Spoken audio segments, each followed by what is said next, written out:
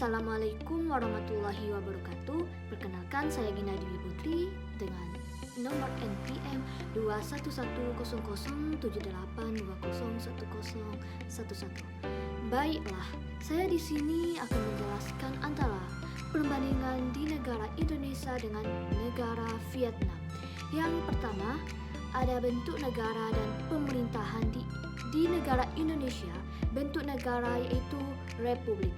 Bentuk pemerintahannya yaitu republik dengan sistem presidensial yang dimana presiden merupakan kepala negara sekaligus kepala pemerintahan.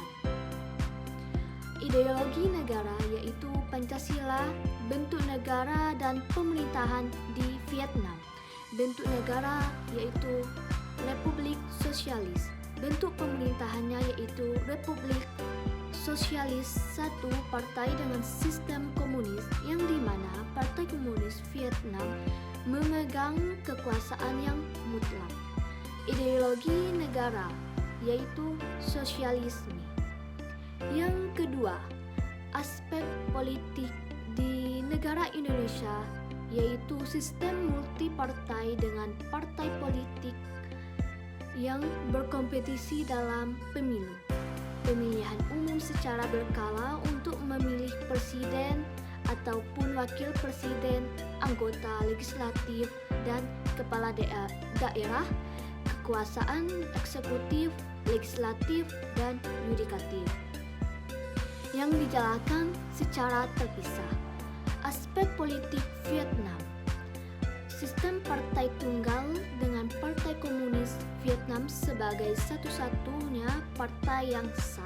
Pemilihan umum dilakukan namun dengan calon yang telah diseleksi oleh partai kekuasaan terpusat di tangan komunis partai di Vietnam.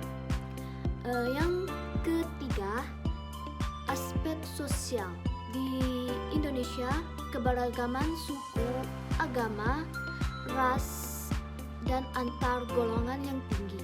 Masyarakat yang religius dengan mayoritas penduduk yang beragama Islam, struktur sosial yang masih kuat dan dari pengaruh adat istiadat. Aspek sosial di Vietnam yaitu masyarakat yang homogen dengan mayoritas etnis Kinh, yang dimana masyarakat yang cenderung sekuler meskipun terdapat pengaruh agama Buddha dan Konfusianisme, struktur sosial yang lebih terpusat dan hierarkis. Yang keempat, aspek ekonomi.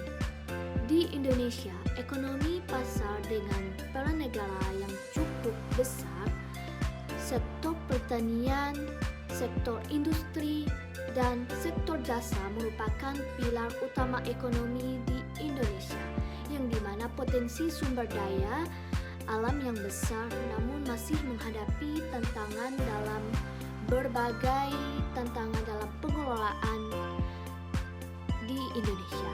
Dan di aspek ekonomi di Vietnam yaitu ekonomi sosialisme pasar dengan orientasi yang dimana pertumbuhan ekonomi, investasi asing langsung menjadi motor penggerak pertumbuhan ekonomi di Vietnam. Sektor manufaktur dan ekspor merupakan kekuatan utama ekonomi di negara Vietnam.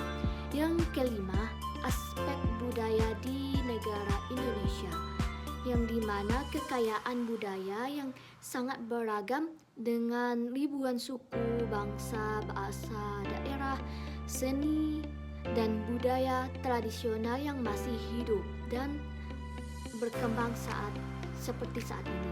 Pengaruh budaya asing yang cukup kuat terutama dari barat. Dan aspek budaya di negara Vietnam yang dimana budaya dipengaruhi oleh Cina dan Perancis.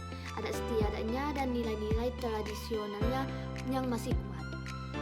Seni dan budaya yang kental dengan unsur sejarah dan perjuangan bangsa.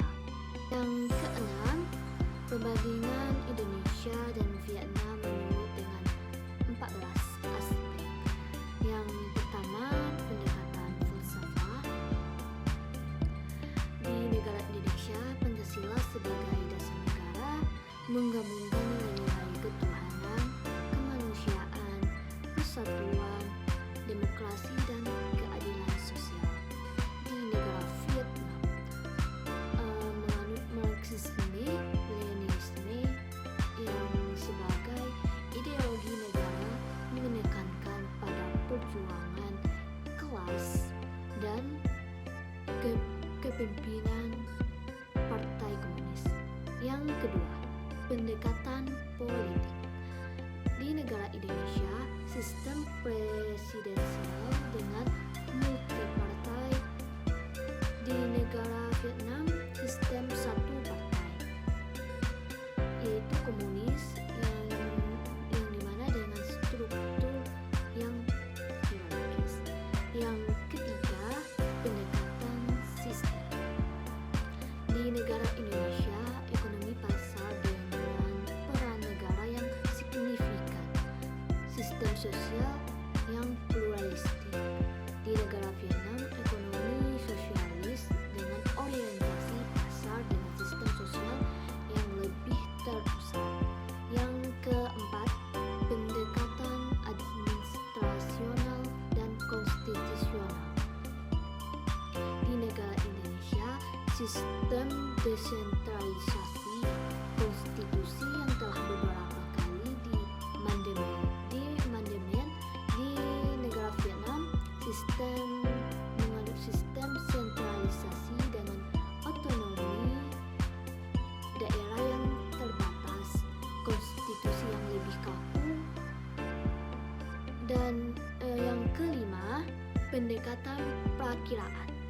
Di negara Indonesia, potensi besar dalam ekonomi digital, tantangan dalam mengatasi kesenjangan dalam pembangunan.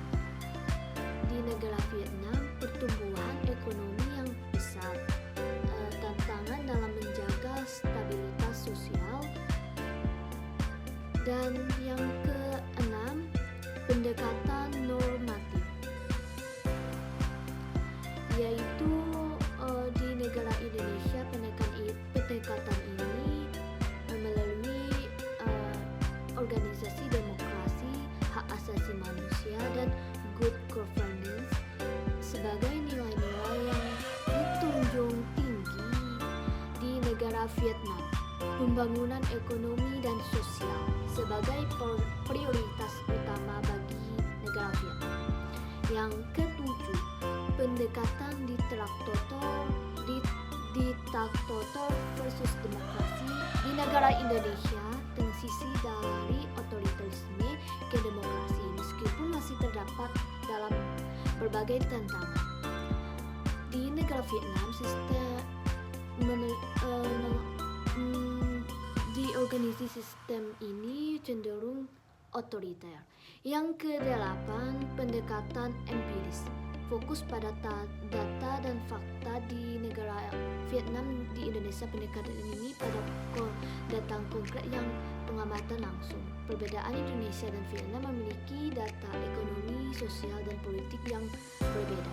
Misalnya PDB per kapita, tingkat kemiskinan, dan indeks pembangunan manusia. Kedua negara di negara Indonesia dan negara Vietnam berbeda. Yang kesembilan, pendekatan normatif, yaitu mencari hukum umum, yaitu pendekatan ini mencari pola umum atau hukum yang berlaku pada berbagai kasus. Perbedaan di negara Vietnam dan di negara Indonesia, meskipun kedua negara tersebut berkembang di Asia Tenggara, namun keduanya memiliki jalan sejarah yang sangat berbeda, sehingga menghasilkan hukum-hukum umum yang berbeda. 10. Pendekatan homologis, yaitu membandingkan dari struktur. Pendekatan ini membandingkan struktur atau institusi yang serupa di kedua negara Vietnam dan di negara Indonesia. Perbedaannya, meskipun keduanya memiliki lembaga legislatif eksekutif, dan yudikatif. Namun, fungsi dan kekuatan masing-masing lembaga berbeda. Yang ke-11, pendekatan ideografis. Fokus pada keunikan pada kedua negara tersebut, negara Indonesia dan negara Vietnam, menekankan pada karakteristik unik dari setiap kasus. Perbedaannya yaitu dengan perbedaan sejarah, budaya, dan kondisi geografi yang berbeda, membuat negara Indonesia dan negara Vietnam memiliki karakteristik yang unik. Yang ke-12, pendekatan analogis, yaitu membuat perbandingan berdasarkan kesamaan pada kedua negara tersebut, yaitu pendekatan ini mencari kesamaan antara dua kasus untuk membuat analogi. Perbedaannya yaitu kedua negara ini meskipun keduanya pernah mengalami perang, namun konteks dan dampak pemikirannya dalam perang terhadap masing-masing negara berbeda. Yang ke-13, pendekatan non-ekologis, mengabaikan faktor lingkungan dari antara kedua negara tersebut, yaitu pendekatan ini tidak mempertimbangkan faktor lingkungan dalam analisis yang di negara tersebut. Perbedaan di antara kedua negara ini, pendekatan ini kurang relevan dalam membandingkan negara karena faktor dan iklim sangat mempengaruhi perkembangan di sesuatu di negara kedua tersebut. Yang ke-14, yang terakhir, pendekatan ekologis, yaitu memperhatikan faktor apa saja faktor yang mempengaruhi di kedua negara Vietnam dan di Indonesia. Bagi lingkungan dalam perbedaannya yaitu kondisi geografis yang berbeda antara di negara Indonesia dan negara Vietnam, seperti panjang garis pantai, jumlah pulau, dan kondisi tanah yang mempengaruhi pola pembangunan dan mata pencaharian. MasyaAllah, itulah hasil materi video saya antara perbandingan Indonesia dan Vietnam. Terdapat kesalahan, saya mohon maaf. Saya tutup. Wassalamualaikum warahmatullahi wabarakatuh.